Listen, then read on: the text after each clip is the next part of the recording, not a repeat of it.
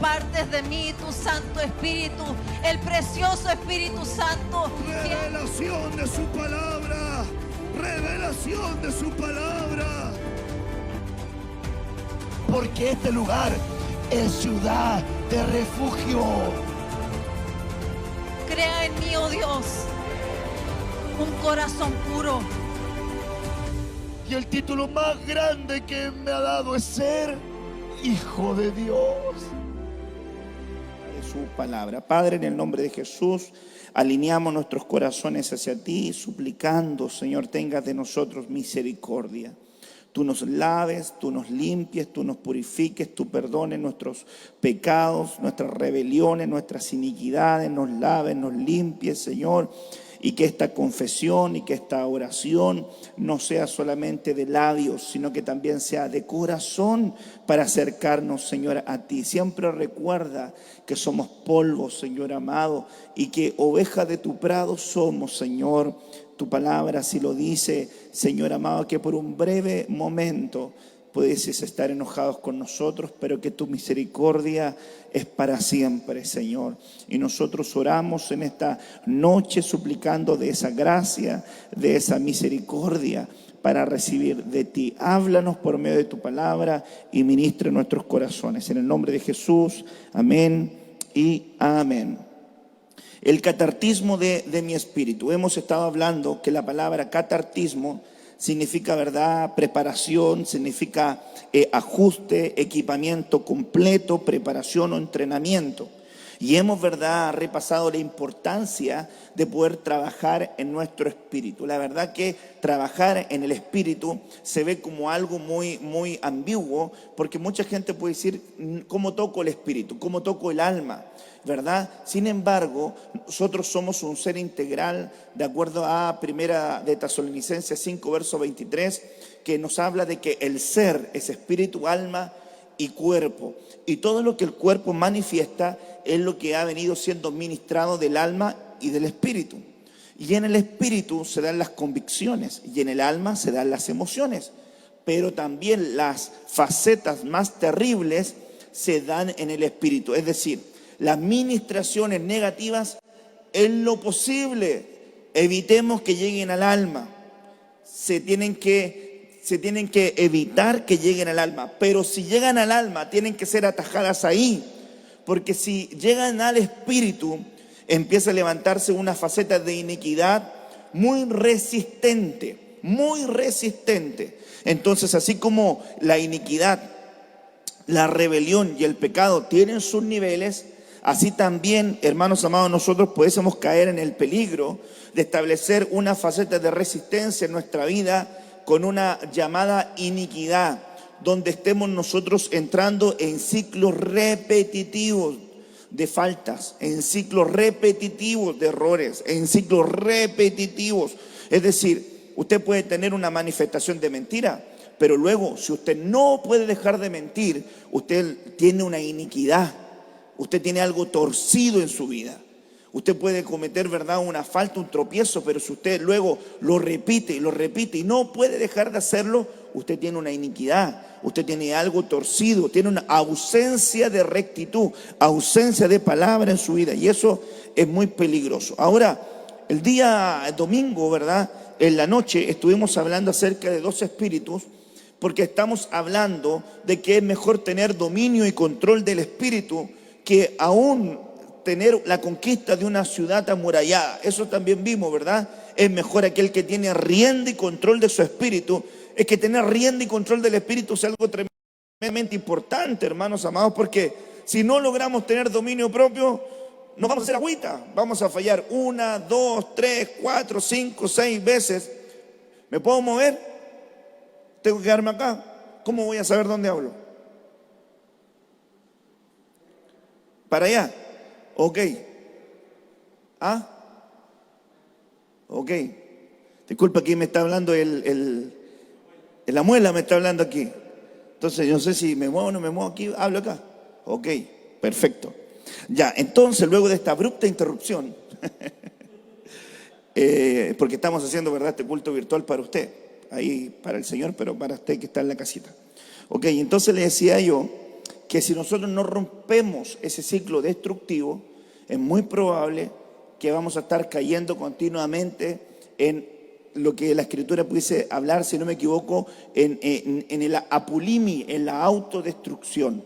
Y fíjese que es tremendamente fuerte esto, por eso que se desatan muchas veces espíritus de suicidio, espíritus, ¿verdad?, de autodestructivo, que es operaciones, ¿verdad?, demoníacas, que buscan establecer facetas de venganza y de llevar a la muerte a aquellas personas que están con conductas autodestructivas. Y la gente no tiene, ¿verdad?, cuidado de esto.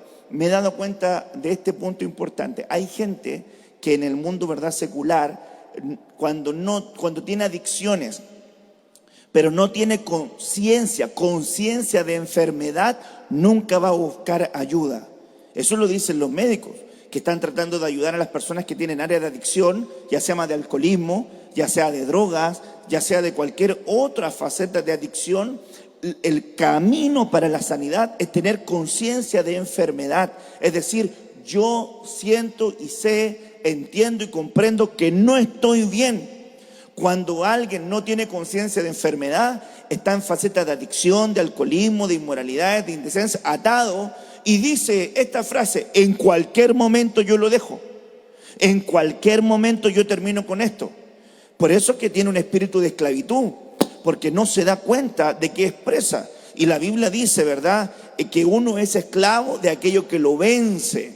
Eso lo dijo Jesús en el libro de Juan, en el capítulo, ¿verdad?, 8. Él le dice que los fariseos, los escribas, le decían: nosotros nunca hemos sido esclavos, y tú dices que nosotros esclavos somos, hijos de Abraham somos, y nunca hemos estado en esclavitud. Y el Señor le dice que debían conocer la verdad para poder ser libres, pero que uno era esclavo cuando el pecado a uno le vencía. Entonces la pregunta es: ¿cuánto pecado a ti te vence? ¿Cuántas derrotas tienes diariamente? ¿Cuáles son los pecados o las áreas de mayor debilidad en tu vida que te subyugan con regularidad? Para poder establecer si hay un patrón de inmundicia muy marcado, eso puede ser una iniquidad, y tenemos que darnos a la tarea de buscar esa sanidad, esa liberación, esa libertad. Porque mire, abstinencia no es igual a liberación. Hay gente que puede pasar muchos ciclos largos sin fallar en un aspecto que es su batalla, pero luego recae porque no era libre, solamente estaba en abstención. Y hay mucha gente que entra en estos procesos de abstención y dice: estoy libre, estoy sano, pero no ha trabajado en esas áreas de su vida para poder alcanzar sanidad.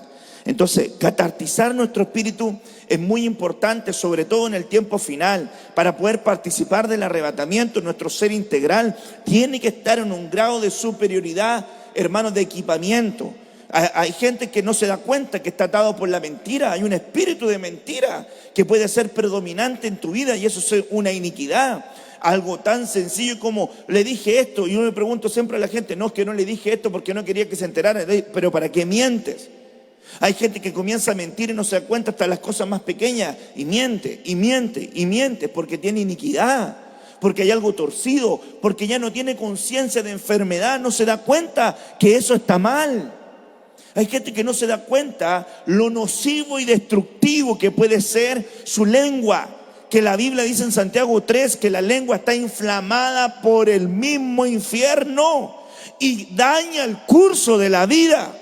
Entonces, cuando la gente habla livianamente en su casa, a su marido, a sus hijos, en su trabajo, en sus estudios, en sus relaciones interpersonales, matrimoniales, de noviazgo, en amistades, en la iglesia, con el pastor, con la oveja, con el líder, y habla livianamente, no tiene conciencia del daño que puede causar. Entonces tiene iniquidad, tiene áreas torcidas, tiene aún, hermanos amados, aspectos que pudiesen manifestarse hacia un nivel de potestad, como lo que ocurre con la potestad del Leviatán, que es, hermano amado, el orgullo. Y el orgullo tiene esta gran familia, es como un pulpo, hermanos amados, que tiene tentáculos de la autosuficiencia, la arrogancia, la superioridad, hermanos amados, la falta de reconocimiento, la altivez, hermanos, son parte de esta estructura, la soberbia, son parte de esta estructura llamada orgullo, que está en la potestad del Leviatán, que la Biblia dice que tiene escamas tan unidas que ni aun el viento puede penetrar. Eso nos habla, hermano, que una persona que tiene orgullo puede que no se dé cuenta que tiene conciencia, no tiene conciencia de enfermedad y no sabe que su orgullo está destruyendo su casa, está destruyendo su matrimonio, su familia, sus hijos, comete errores y no se da cuenta y siempre necesita que los demás se acerquen porque él no se acerca, porque ella no se acerca. A mí me llama la atención, hermanitas, que siempre le atribuyen a los demás sus errores y no se dan cuenta de las cosas mal que tienen ellas. Igual hermanitos que no se dan cuenta de sus propios errores, sino que siempre atribuyen a los demás que tienen la culpa. No tienen conciencia de enfermedad, no tienen conciencia de las cosas que están mal en su vida. Ya se han asentado entonces facetas de iniquidad, donde ya estos aspectos tienen ausencia de palabra. Anomía es la palabra iniquidad que enfría el amor. Según la Biblia, el amor de muchos se enfriará por causa de la iniquidad. Esa palabra iniquidad es anomía, ausencia de palabra, ausencia de rectitud, ambiente torcido. Cuando los caminos del hombre se están torcidos, la gente no se da cuenta en qué está fallando, cuáles son los errores que está cometiendo o cuánta gente está dejando herida en su jornada. Qué tremendo es este punto. Fíjese algo tremendamente importante lo que estamos hablando hoy, porque esto nos puede llevar a nosotros, hermanos, a no darnos cuenta del daño y del impacto que podemos tener sobre nuestras generaciones. Entonces, la administración de nuestro espíritu es muy importante. Echemos fuera el espíritu de esclavitud. Echemos fuera el espíritu de víctima. Y hoy te quiero compartir otro espíritu. Voy a ver cuántos alcanzo a compartir, pero le puse yo espíritu de supremacía. Tercera de Juan, capítulo 1, verso 9. Yo he escrito, dice el apóstol Juan, a la iglesia. Un apóstol que tenía la hegemonía, la autoridad, que tenía, ¿verdad?, la responsabilidad doctrinal de ese pueblo, de esa congregación. Ese apóstol Juan escribe a la iglesia. Pero Diótrefes, al cual le gusta tener el primer lugar entre ellos, no nos recibe. Cuidado cuando hay un espíritu de supremacía, un espíritu que siente que tiene la autoridad o la hegemonía de poder decidir lo que se hace o lo que no se hace en un ambiente espiritual, donde hay una autoridad espiritual que debe velar por esa realidad. Cuidado cuando hay alguien en medio de la congregación que tiene un espíritu de supremacía, que quiere que toda la gente, sin tener una autoridad legítima, busque seguir en su pensamiento, en su idea, o más terrible, hermanos amados, Diótrefes provocaba que esta gente no recibiera el mensaje del apóstol Juan. En otras palabras, es como que existe una ovejita que tiene influencia dentro de sus hermanos y se opone al mensaje de la autoridad espiritual de la casa. Yo no recibo esto, no le recibas esto, esto no es así. El pastor dijo esto, pero esto no es así. Y empieza a tergiversar la doctrina. Empieza a apartar el corazón del oyente, del creyente, del discípulo, del siervo, del amigo de Dios que está en medio del pueblo. Empieza a apartarlo. ¿Por qué? Porque tiene el espíritu de supremacía, porque busca ser el primero. No se dice, solo se hace. Quien quiera ser el mayor, sea el servidor de todos. No se dice solamente, hermanos amados, sino que se hace. Hay gente que quiere con palabras ser el primero. Yo soy autoridad, yo soy el primero. Aquí quien ronca soy yo, quien decide soy yo. Eso no se dice. Ese es el sentido de la autoridad. La autoridad se reconoce por sí sola. No porque usted esté repitiendo a cada rato, soy autoridad, soy autoridad, soy autoridad. No, quien tiene autoridad legítima espiritual, la autoridad legítima espiritual se percibe. Un día, hermanos amados, fui al lavado que estaba mi hermano Weimar acá presente. Y me recuerdo que yo llegué a ese lavado de auto y me acuerdo que había unos muchachos que estaban lavando el vehículo. Entonces nosotros paramos el auto, nos bajamos, estábamos con mi hermano. Y cuando entramos en el lugar, los muchachos se pararon, tomaron el auto y salieron rápido. Y luego, Weimar o los muchachos me dijeron, se fueron porque pensaron que ustedes eran de la PDI, de la Policía de Investigaciones de hermanos amados de nuestro país. Y nosotros pensábamos y decíamos, coñón, y tenemos pinta de policías de investigaciones. Entonces algo en el espíritu de ellos respondió a algo que estaba en nuestro espíritu. Yo se lo comenté una vez cuando estaba en Colombia, me subí a un vehículo para ir a la iglesia. Y cuando yo me subo, el conductor empieza a tiritar. Entonces me dice, ¿a dónde lo llevo? Yo le digo a tal parte, y cuando empieza a conducir empieza a tiritar. Y me dice, ¿sabe que estoy nervioso? Estoy como cuando mi papá me iba a retar. ¿Quién es usted? Y yo le dije, yo soy un pastor. Y me dijo, ahora me queda claro, yo soy una oveja descarriada. Entonces, ¿cuál es el sentido de la autoridad? Que la Biblia dice, hermanos amados, que los hombres cuando venían con gozo, Jesús les dijo, no se gocen porque los demonios se les sujetan. Porque yo vi a Satanás caer como un rayo del cielo. Mas regocíjense porque tienen un nombre arriba en los cielos. La palabra griega es porque tienes una reputación en las regiones celestiales. En otras palabras, cuando se encuentran estos hijos, ¿verdad?, de un tal Esceva tratando de echar fuera un demonio, hermanos amados, y estaban echándole fuera y no podía, en el nombre de Jesús, de quien predica Pablo, y no salía. Y viene en verdad este demonio y dice la Biblia que le responde, conocemos a Jesús y sabemos quién es Pablo, pero ustedes, ¿quiénes son? No tenían autoridad. Hay un versículo que enseña en la Biblia, dice, hay algunos de vosotros que quieren ejercer autoridad, pero nosotros no le hemos enviado. Es muy importante, hermanos, quien vaya con el mensaje tiene que tener un envío. Quien vaya a compartir una palabra, hermano, en un grupo de una autoridad espiritual, tiene que tener un reconocimiento y un envío. No puede querer ser el primero sin una delegación. Y ese que quiere ser el primero tiene que tener, hermano amado, fruto de servicio. El apóstol Juan enseña en el versículo 10 y dice, por esta causa, si yo fuere, recordaré las obras que hace parloteando con palabras malignas contra nosotros. Es decir, esto que le ocurrió al apóstol Juan, también le ocurrió al apóstol Pablo. ¿Cuándo? En Gálatas capítulo 4. Cuando Pablo le estaba enseñando desde Galacia, le estaba compartiendo la palabra, y al compartir la palabra le dijo, no se enojen conmigo, no soy su enemigo por deciros la verdad. Hay algunos falsos que no les aman, que quieren algo de ustedes y no les importan ustedes, por eso los están intentando alejar de mí. Gente que se metía encubiertamente para poder robar el corazón con argumentos, o robar, hermano amado, el entendimiento con argumentos. Y Pablo les exhortaba y les decía, mire qué tremendo es el punto de una iglesia apostólica.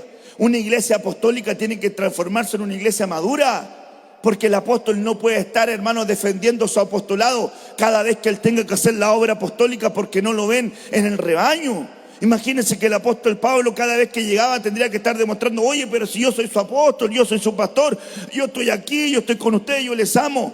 Y que la iglesia, hermanos, bastara que el apóstol se fuera para que buscara a otros pastores, a otros apóstoles que estuvieran ahí prácticamente en un cuarto oscuro para cuando ellos lo necesitaran. Es una iglesia inmadura. Pablo tenía que hacer una tarea apostolar, tenía viajes misioneros, tenía que hacer plantación de iglesia, pero le escribía cartas, hermano, a los rebaños que él cubría. Y cuando él tenía la oportunidad concedida por Dios, visitaba la obra. Y cuando visitaba la obra, algunos estaban en obediencia y se encontraba con falsos maestros, con falsos ministros que querían arrebatar el rebaño. Gálatas capítulo 4. Había gente que estaba apartando a los hermanos del pastoreo y del apostolado de Pablo. Juan, enviando cartas, enseñanzas, se encontró con un Diótrefes que tenía un espíritu de inclinación a la supremacía. Él pensó porque Juan no estaba presente que él podía hacer y deshacer. Hay mucha gente, hermanos, que a veces por la ausencia momentánea de una autoridad empieza a agarrar confianza, empieza a usurpar un lugar que no le ha sido delegado. Y eso es un peligro. Es un peligro, hermanos amados. Porque eso nos puede llevar a caer en lo que dice, hermanos, Apocalipsis 2, verso 20, que tú toleras a esa Jezabel que se dice ser profetiza, es decir, estaba usurpando una función que no le había sido dada. Verso 10, por esta causa, si yo fuera, recordaré las obras que hace parloteando con palabras malignas contra nosotros. Es decir, ponía en contra a la gente, contra la autoridad legítima del apóstol Juan. Es como que usted vea en medio de la congregación gente que empieza a poner en contra a ovejitas, en contra a su mismo pastor en la misma congregación. No tiene sentido. Y no contento con estas cosas, no recibe a los hermanos. Es decir, el apóstol Juan enviaba delegados y él decía, no le reciban. Él quería decidir. Buscaba tener la supremacía, el primer lugar entre sus hermanos.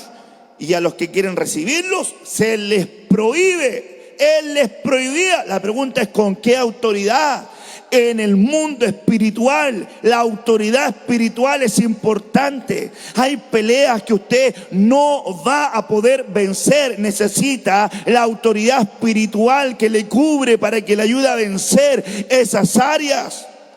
Cada aspecto de batalla espiritual tiene un marco jurídico de acción, un marco jurídico de operación. Las tinieblas reconocen la autoridad delegada, las tinieblas reconocen la autoridad territorial, las tinieblas reconocen cuando hay enviados hacia regiones espirituales. Por eso que el envío es tan importante. El envío para tener la bendición en lo que estoy emprendiendo, en lo que estoy realizando. Dice la Escritura al verso 10, y a los que quieren recibirlos se los prohíbe y los expulsa de la iglesia. Tercera de Juan capítulo 1 verso 11. Amado, no imiten lo malo, le estaba diciendo, hermano, en este mensaje el apóstol Juan, dando una recomendación. Como un padre que recomienda a sus hijos espirituales, no imiten lo malo. No empiecen a sumar al revés, no empiecen a dividir, no empiecen a restar. Aprendan a contrarrestar las obras de las tinieblas. El espíritu divisionista que entra en medio de las congregaciones. ¿Cuántas congregaciones las tinieblas han arruinado con espíritus divisionistas? Y dice la Escritura que por la rebelión del pueblo hay abundancia de príncipes. ¿Qué quiere decir eso? Que hay muchos pastores que por su rebelión se hicieron pastores, porque empezaron a rebelarse dentro de congregaciones. Por la rebelión del pueblo hay abundancia de príncipes. Y de repente usted ve una cuadra, 5 o 6 iglesias. Hermano, hay iglesias en todas partes, pero ¿cuántos han sido llamados legítimamente? Enviados legítimamente. Hombres que se levantan, hermano, en contra de autoridades espirituales, hermanos amados, y quieren prácticamente destruir, hermanos amados, gente o almas. No es el camino. Una vez, hermanos, me llamaron y me dijeron, no, apóyame porque yo voy a salir de acá. No, así no son las cosas, así no funcionan las cosas. Si el Señor lo movió, bueno, el Señor va a ir guiando sus pasos, lo va a llevar a destino, ¿verdad? Si tiene un llamado ministerial, Dios va a ir guiando sus pasos, pero tiene que tener papá, tiene que tener padre. Es que cuando alguien no ha caminado con papá biológico, hermanos amados, le cuesta mucho reconocer sus errores, reconocer sus faltas. Cuando una mujer no ha caminado con padre biológico o tuvo un mal modelo paternal, muchas veces no se da cuenta, si no quiere reconocer corrección. Si fíjese que es fácil hablar, hermanos amados, cualquier cosa. Un hombre fácilmente puede hablar cualquier cosa. Lo importante es que se enfrente a la autoridad espiritual y diga lo que tiene que decir, y que también espere la contraparte de lo que le van a decir y tenga un corazón enseñable. Por eso que es muy importante aquí, como dice la Biblia, amados, no imiten lo malo, sino lo bueno. El que hace lo bueno es de Dios, pero el que hace lo malo no ha visto a Dios. Ponga atención a este aspecto. El espíritu de supremacía tiene que ver con sentirnos que somos mayores que otros. Y la Biblia dice: ninguno tenga un mayor concepto de sí que el que debe tener. ¿Se recuerda, hermanos amados, de ese párrafo bíblico? Dice la Escritura en Romanos 12, verso 3: digo, pues, por la gracia que me es dada. Ay, hermanos amados, ¿han visto la gracia que tengo? ¿Han visto cómo Dios me ocupa? Perdóneme, se cayó de la cama. La gracia que me es dada. Pablo dijo: la verdad, he trabajado más que todos vosotros, pero no yo, la gracia de Dios en mí. No es usted el mejor predicador, el mejor salmista, el mejor enseñador, el mejor tocador de instrumento.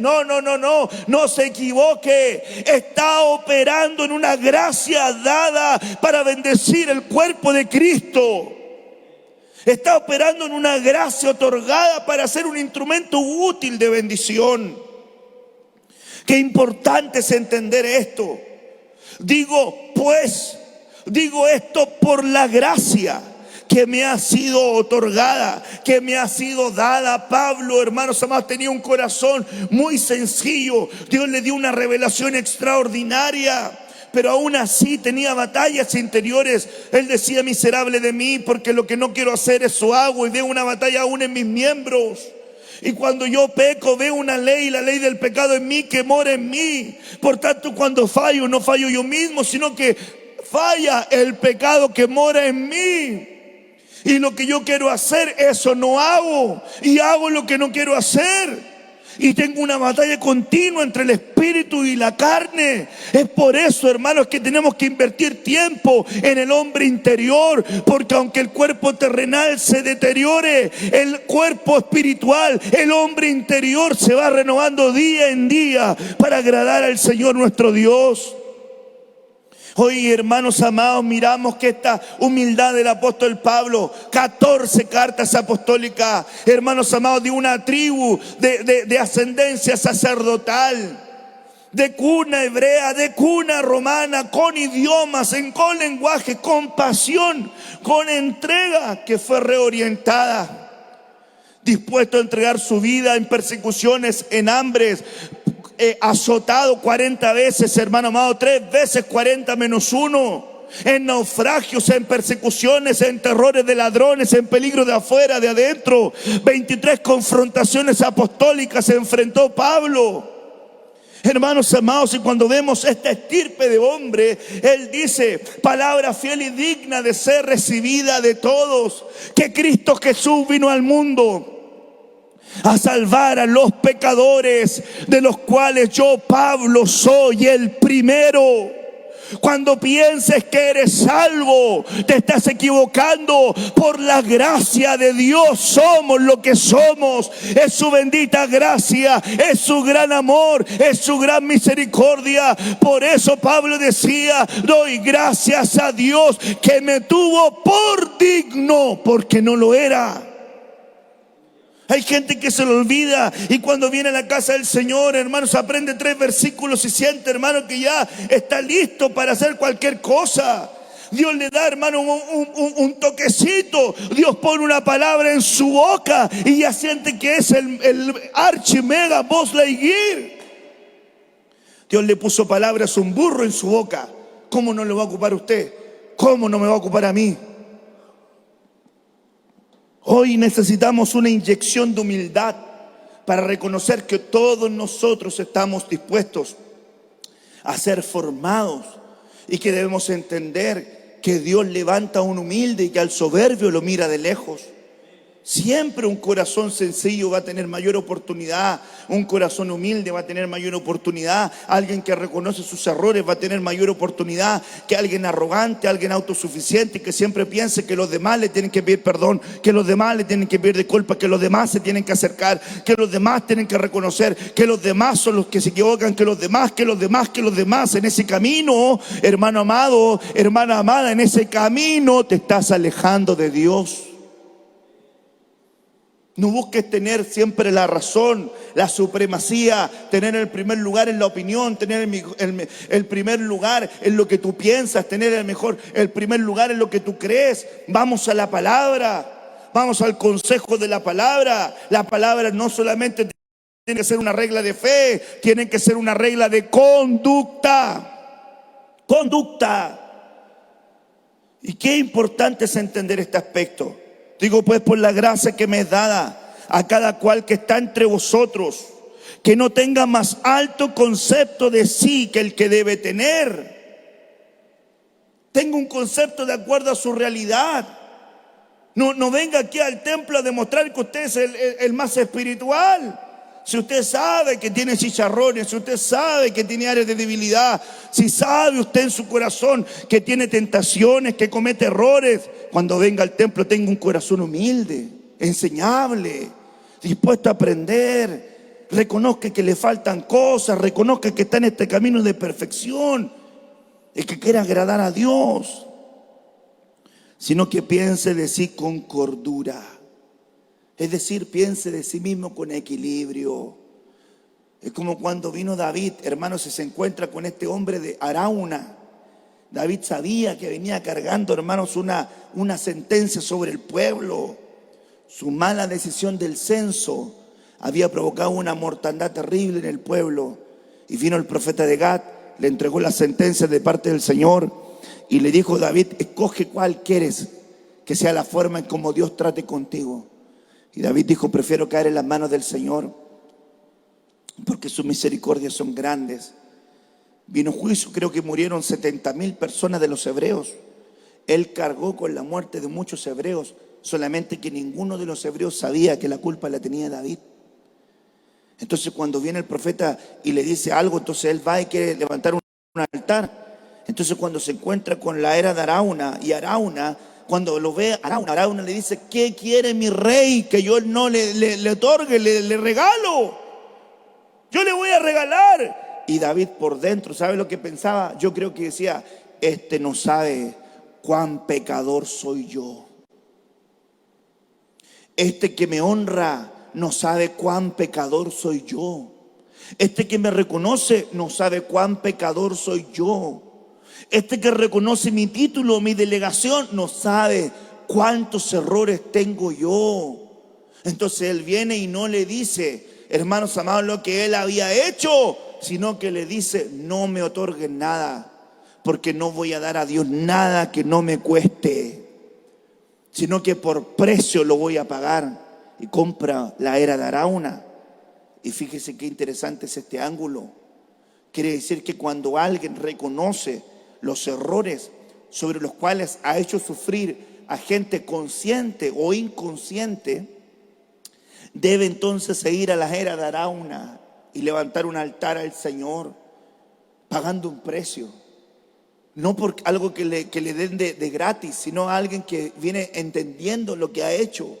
Señor, aquí estoy delante de ti. Esta es la era de Arauna. Este es el campo que compro para reconciliarme contigo. Este es el campo que yo compro para reconciliarme contigo.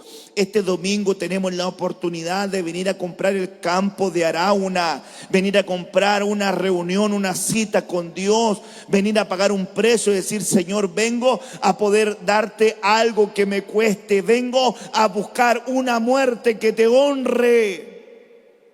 Como dijo Pedro: vengo a honrarte con la muerte que te iba a honrar. Señor, vengo a honrarte con mis pasiones desordenadas. Voy a traerlas a la muerte. Con esta muerte te voy a honrar. Vengo trayendo mi orgullo, Señor. Mi orgullo me tiene enojado con mi hermano, con mi hermana, con mi esposo, con mi esposa, con el pastor, con la pastora, con el anciano. No quiero ver a ese anciano. Vengo pagando el precio, Señor, de mi orgullo. Me cuesta, pero aquí estoy, Señor.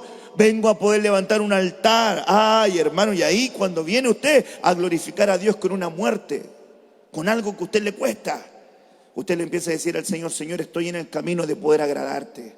Entonces viene con cordura, viene con equilibrio. Sabe que usted por la de usted no merecería nada. O tú mereces mucho, yo merezco mucho. Usted merece mucho. ¿No fue Cristo? ¿No fue el Señor quien fue a la cruz por ti y por mí?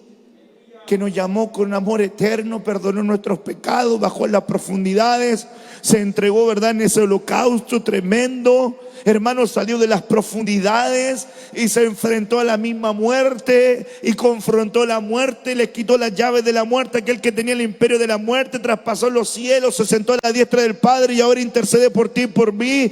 A Él le debemos la gloria, la honra y la alabanza, porque me dio un vaso inservible, alguien indigno, alguien que no era nada, alguien que lo recogió aún de un muladar, alguien que según el sistema a lo mejor no tenía ninguna oportunidad, pero vino Cristo, lo tomó, lo lavó, lo limpió y le dijo: mi siervo eres tú, mi sierva eres tú. Yo te compré, yo te llamé, yo te aparté, yo te llamo para esta función.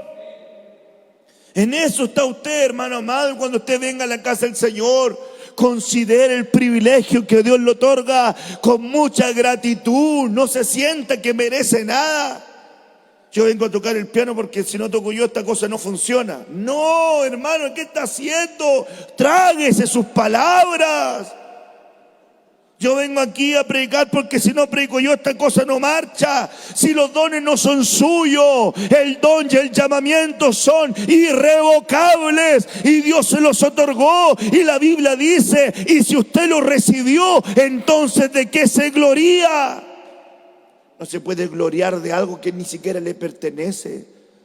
Los dones son de Dios, los llamamientos son de Dios, las gracias son de Dios. Dice la Escritura que ninguno puede tomar este llamado sino aquel que es llamado por Él. Y cuando usted se mire siendo ocupado por Dios, siempre piense con cordura: gracias te doy porque no soy digno de este lugar, porque no soy digno de esta posición, porque no soy digno de este servicio, porque no soy digno de hacer aquello para lo cual tú me has llamado. Muchas veces Pablo quizás sintió la necesidad a lo mejor de poder abortar en tantas situaciones, pero él dijo que fue alcanzado para alcanzar esa tarea y que ya no era una opción para él dejarlo, sino que era una impuesta necesidad. Él sentía que siendo libre de todos, se había hecho esclavo de todos para el amor. Yo leí, estudiando la palabra esta semana, que no era parte de la predicación, sino que leyendo la palabra, un párrafo bíblico de aquel que el que viene esclavo es libre en Cristo, y el que es libre en lo natural se hace esclavo en Cristo. Qué tremendo. Es decir, si viene alguien esclavo que tenía un amo terrenal que era su Señor, él recibe una libertad en Cristo, sigue en su condición de siervo, pero ahora es libre espiritualmente en Cristo. Pero aquel que viene libre terrenal, sin ser esclavo de ningún amo terrenal, viene, pero ahora se hace esclavo de Cristo. Pablo dijo: yo soy libre, no tengo ningún Señor, pero me he hecho esclavo de todos vosotros por amor al Señor. Entonces, cuando usted piense, hermanos amados, de cualquier persona, diga: wow, mi hermano, ¿por qué está haciendo eso? Por amor. Yo siempre le digo a la gente: yo no soy pastor porque no tengo nada más que hacer. Soy pastor porque me es una impuesta necesidad a la cual Dios me llamó a hacer. No soy pastor por ningún tipo de pensamiento natural. Mi familia sabe que yo nunca quise ser pastor, ni siquiera en mi mente estaba que yo quise ser pastor. Soy pastor porque es la voluntad del Señor, que Él me llamó a hacer algo para lo cual yo me siento muy incapaz. Siento que me faltan muchas cosas que aprender y mejorar, pero me trato de esforzar de la mejor manera. Y de igual manera, a ti te pido siempre que me mires a mí, mírame también con cordura, mírame a mí como te mirarías a ti. Recuerda que yo también me puedo equivocar, y así como yo te miro a ti como alguien que te puedes equivocar, así debemos mirarnos como gente espiritual que se considera a sí mismo, no sea que nosotros también podamos fallar. En eso consiste el amor, en que nos sobrellevemos los unos a los otros. Si yo le pongo una medida grande a usted y si usted me pone una medida grande a mí, entonces siempre vamos a estar criticándonos. Pero si entendemos que ninguno de nosotros es digno de lo que hemos recibido, siempre vamos a entender que así como Dios me amó, tengo que amar. Que así como Dios me perdonó, tengo que perdonar. Que así como Él me tiene paciencia, tengo que tener paciencia. Que así como Él me ha sobrellevado, tengo que aprender a sobrellevar. Por eso la Biblia dice, sobrellevados los unos a los otros en amor. Qué tremendo punto que estamos viendo de su palabra. Sino que piense a sí mismo con cordura, conforme a la medida de fe que Dios repartió a cada uno. Dios nos reparte medida de fe. A veces le voy a decir algo secreto. A veces cuando yo paso acá, yo digo, Señor, todo lo que tú has hecho. Y a veces me pongo a pensar, ¿y cómo lo hemos hecho? A veces medito y digo, ¿y cómo lo hemos hecho? Entonces viene ese cántico, a Dios sea la gloria. A Dios sea la gloria por lo que ha hecho en mí. A Dios sea siempre la gloria por lo que ha hecho en nosotros. Porque Dios nos ha dado dignidad, porque Dios nos ha honrado, porque Dios nos ha mirado con amor. Siempre digo yo, qué privilegio Dios me ha dado de poder concederme el aportar un granito en la vida de sus hijos, en almas que le pertenecen a Él. Es un privilegio. Dignos no somos, pero es un privilegio que Dios nos brinda con fe. Entonces, cuando yo miraba este párrafo, y la verdad que siento muy linda esta enseñanza en el día de hoy. Miraba ese que piense que estamos tomando, ¿verdad? Romanos, ¿verdad? 12, verso 3, piensa decir con cordura. Entonces me fui a buscar la palabra cordura y me encontré con un versículo muy lindo. Proverbios 4, versículo 1. Oíd, hijos, la enseñanza de un padre y estad atentos para que conozcáis cordura. Entonces un hijo le hace bien oír a su papá para aprender cordura. Si el que está más alto en una casa espiritual se muestra como el más bajo, entonces el más chiquitito no tiene que creerse nada. No sé si me voy a entender con lo que estoy diciendo. ¿Se entiende lo que estoy diciendo? Si el más grande en una casa espiritual, que es la cabeza, se muestra como alguien muy sencillo e indigno, que siempre le dan la gloria a Dios, que se siente incapaz, entonces ninguno del pueblo se puede sentir algo, porque el mayor se está mostrando como el menor. Eso es lo que nos dejó Cristo. ¿Quién descendió más que Cristo? Nadie. Siendo el Hijo de Dios, no escatimó el ser igual a Dios como algo a que aferrarse, sino que se despojó a sí mismo y se hizo obediente hasta la muerte y muerte de cruz. Es decir, nadie estuvo más alto que Cristo y nadie descendió más bajo que Él, hasta el lago de fuego, hasta el bautismo de fuego, hasta que se desintegró y Dios lo levantó. ¿Quién más alto que Él haya descendido tan bajo que Él y haya sido levantado tan alto como Él? Y si Él hizo eso, ¿cómo nosotros nos vamos a creer, hermanos, los muy?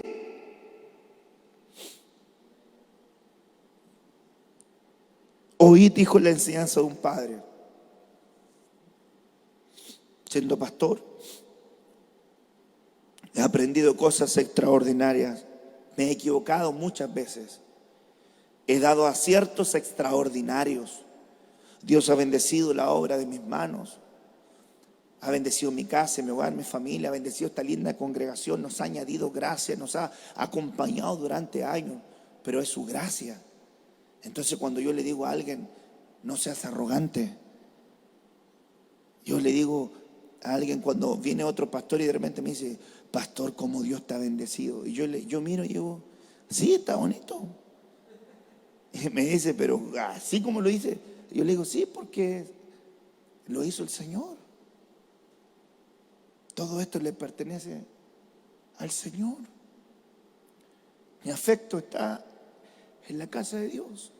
Entonces cuando la gente me pregunta, pastor, ¿iba a arreglar esto? Y pastor, ¿iba a arreglar esto? Y ya arreglar esto. Yo le digo, sí, porque amo a mi Señor.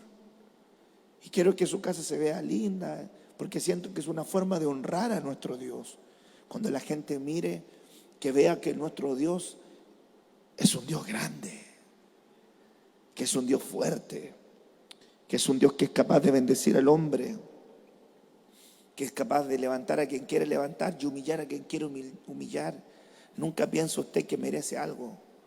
Nunca piensa usted, porque la Biblia dice que aunque todo lo hiciere, siervo inútil es. Entonces, ¿de qué nos vamos a gloriar? Imagínense que el cantante que diga: yo tengo el mejor tono vocal, así que respétenme. Pero, hijo, si Dios te dio ese talento, yo soy capaz de hacer esto y aquí y acá, ya no me valoran.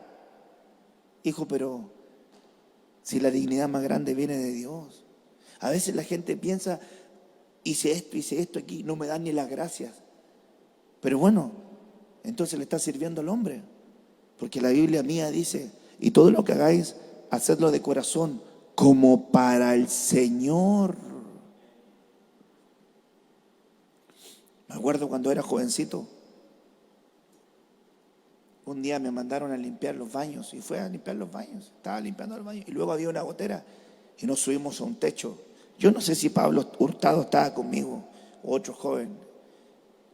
Me acuerdo que teníamos 18 años de haber tenido yo, y estábamos arriba del techo. Y de repente, cuando estaba barriendo esa agua, escuchaba que los hermanos estaban dentro del templo gozándose. Y yo estando barriendo, limpiando esa agua, yo dije en mi corazón: los hermanos que están afuera ni saben que yo estoy aquí barriendo esta agua arriba del techo del baño.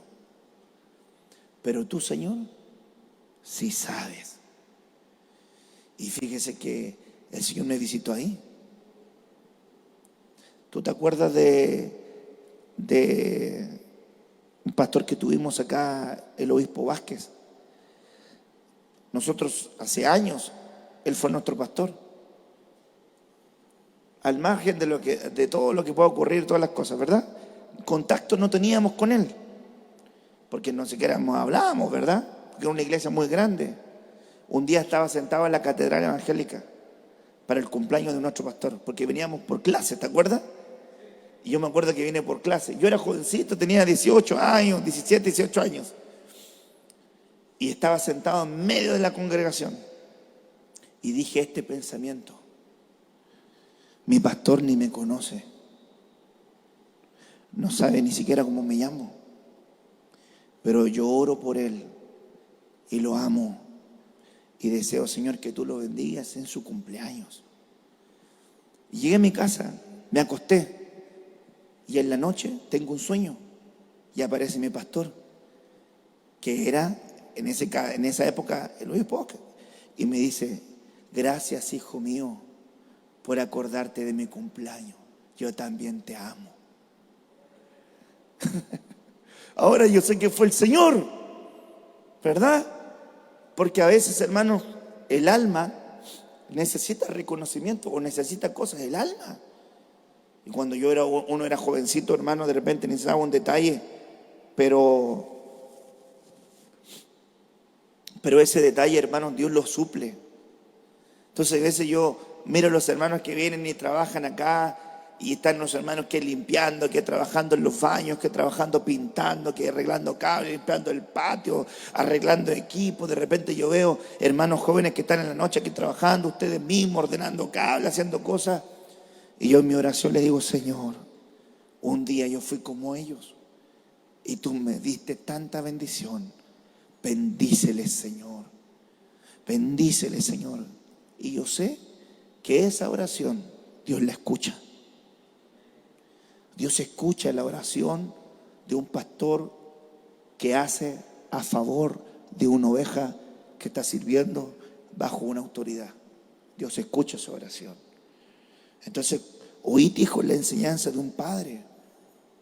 Yo fui portero, hice el aseo al templo, limpié baños, pinté, ordené cables, fui a cargo de micros, fui a la cárcel, pasaba virutilla, estuve en la oración de 5, fui ayudante del ayudante del ayudante, fui secretario de una iglesia, daba los avisos, oraba con los abuelitos, iba a visitar enfermos, hermano, fui profesor, hermano, fui predicador, ayudante del pastor, hasta que fui pastor.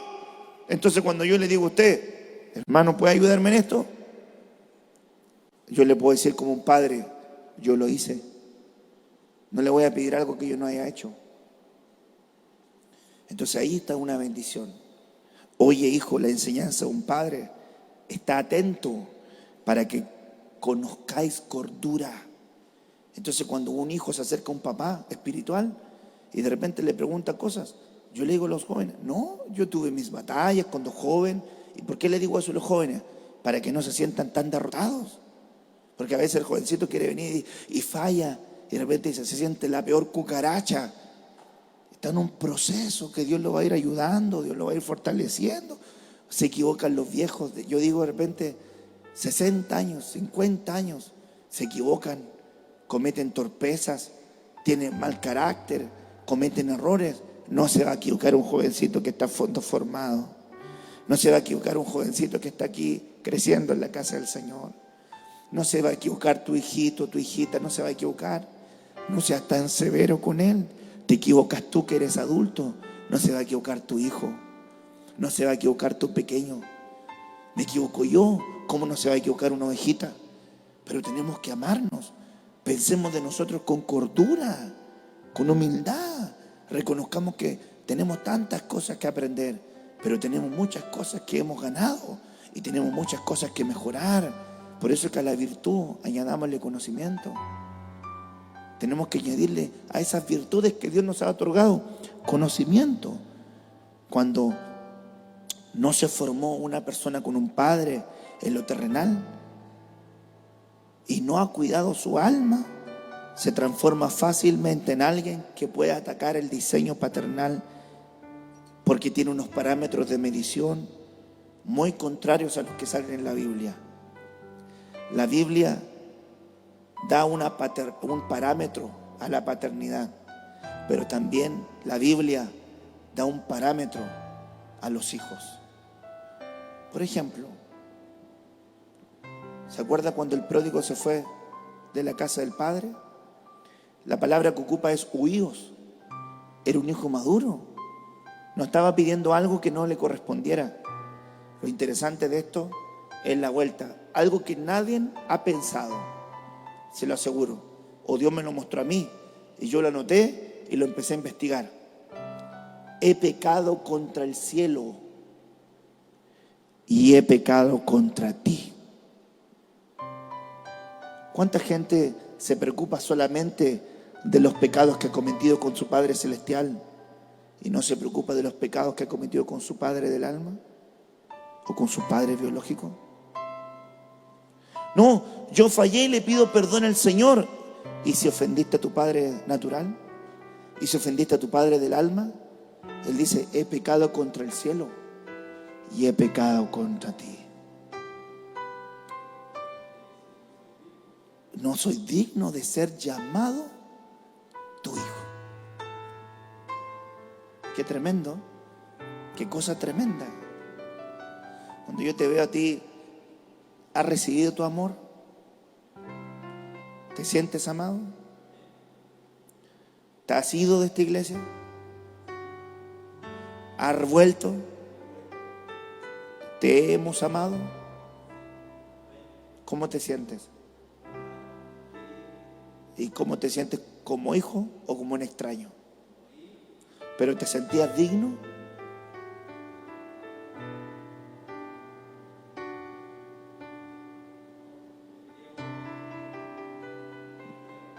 A veces uno comete errores, comete torpezas. Pero qué lindo, hermanos, es ver el amor del Señor derramado sobre la vida de alguien. Y ese es el amor que nos hace entender que no tenemos que tener un espíritu de supremacía, de querer ser los primeros, de ser los mayores, de ser los que mandan, los que deciden, los que opinan, los que dirigen, sentirnos mayor que todos los demás. No, porque el humilde Dios lo mira de cerca y al soberbio Dios lo mira de lejos. Y que aunque Dios te añada gracia, te dé virtudes, recuerda, Él me tuvo por digno, pero no lo era. Él me tuvo por digno, pero no lo era. Y Él me miró y yo ni siquiera me podía mirar.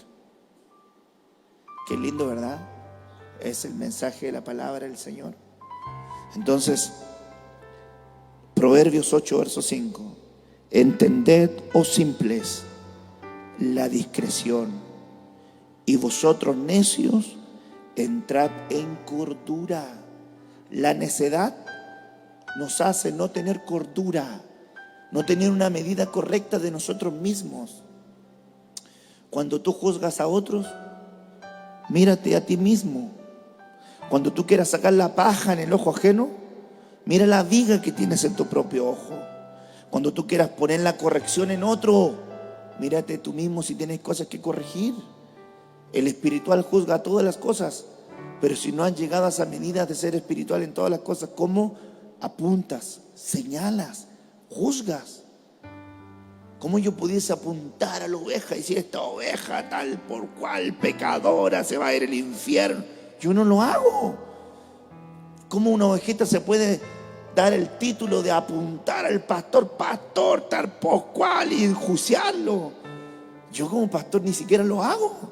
No me atrevería a apuntarte y decir, es lo peor. Nunca he echado a alguien. Espero nunca hacerlo. Espero que nunca me toque eso. Sería algo terrible. Hay que ser muy malo para que uno lo eche en una iglesia, ¿cierto? Porque en la iglesia, hermano, se habla mucho amor. Hay que ser muy malo. O el pastor muy carnal, para echar al pastor por causas personales. Entonces, si yo, vuestro padre, vuestro pastor, no oso hacer ese señalamiento, tú no osas hacer el señalamiento de nadie. Como Jesús lo dijo acerca de sus discípulos. Si yo, el maestro, y también vuestro Señor, hago esto, entonces ustedes haced lo mismo. Si el más grande se muestra pequeño, ¿qué le queda entonces al que sirve ahí? Mostrarse pequeño. No le queda margen de arrogancia. No le queda margen porque sería muy extraño si la medida ya es puesta ahí. Así que en este día, hermanos, el que está con necedad, aprenda cordura. El que quiera aprender cordura, oiga la enseñanza de un padre. Aquel que oye la enseñanza de un padre, piensa de sí con cordura. Y no se cree el primero. No tiene un espíritu de supremacía, sino que tiene alguien el control y el dominio. Proverbios 9:16. A cualquier simple le dice, ven acá. Y a los faltos de cordura les dice. Entonces fíjese que al falto de cordura se tiene que acercar. Dice a cualquier simple, ven acá, ven acá. A los faltos de cordura, ven acá, acércate. ¿Quieres aprender cordura? Acércate, acércate, acércate. Hijito amado que estás escuchando, mientras más lejos estés en este tiempo, más peligroso es para tu alma. El Señor está a las puertas. Te conviene tener una buena relación con tu cobertura, porque es la que va a dar cuenta por tu alma. Hermanos amados, pueblo del Señor, volvámonos a Él. Es un tiempo de reconciliación. Reconciliémonos con Dios. Reconciliémonos con aquellos que tenemos pleitos. A lo mejor estás enojado con tu hermano y tu hermano no tiene idea. Deja eso. Es como el devocional que le mandé el otro día. ¿Tan enojado estás por esta calabacera? Sí, tan enojado estoy hasta la muerte. A veces la gente se enfrasca en enojos, en molestias, en disputas y pierde días, tiempo, pierde de disfrutar el regalo hermoso que Dios le ha otorgado, la dicha de poder, verdad, tener al Señor en nuestra vida y poder caminar con Él. Amén. Amén. No le puedo predicar más porque partí predicando un poquitito más tarde, así que voy a dejarlo hasta acá. Padre, en el nombre de Jesús, oro por esta palabra. Sea sembrada en nuestros corazones. Enséñanos humildad. Enséñanos, Señor, cordura. Para no, Señor amado, entender erróneamente lo que tú has hecho en nuestra vida y en nuestros corazones. Guíanos con humildad para reconocer siempre que es tu gracia, que es tu misericordia, que por tu mano bendita y poderosa somos lo que somos. Señor, nunca nos olvidemos que eres tú, Señor. En nuestra vida y en nuestros corazones eres tú. Y separados de ti, nada podemos nosotros hacer. Perdona nuestros pecados. Si te hemos ofendido, si te hemos fallado, si hemos cometido torpezas, perdónanos, Señor. Ayúdanos a aprender cordura. Nos acercamos a ti para aprender cordura. Quita nuestra necedad. Ayúdanos a pensar con humildad. Ayúdanos a no tener un espíritu de supremacía, de creernos algo que no somos, Señor. Sino ayúdanos a oír la enseñanza y a ubicar nuestros corazones.